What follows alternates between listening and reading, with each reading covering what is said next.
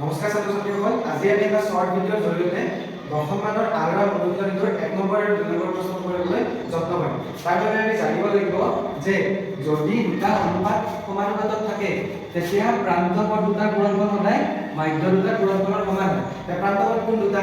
যি দুটা শেষত থাকে, প্ৰথম আৰু শেষত থাকে, সেই দুটা আমি কম প্ৰান্তপদ, আৰু মাজৰ দুটা মধ্যত থকা মাধ্যপদ, হয় নে নহয়? এতিয়া চাবা, যদি দুটা অনুপাত, এটা হ'ল a অনুপাত b আৰু এটা যদি c অনুপাত b, এই দুটা আমি সমানুপাতত থকা বুলি কম যদিহে a পূৰণ b কৰিলে আমি b পূৰণ c সমান পাম। এবাৰ আমি চাব লাগে 1 অনুপাত 2 আৰু 2 অনুপাত 4 এই অনুপাত দুটা সমানুপাতত আছে নে নাই। তেতিয়া আমি কি কৰিম, ইয়াৰ প্ৰান্তৰ পূৰণফলটো উলিয়াম। প্ৰান্ত কি কি আছে?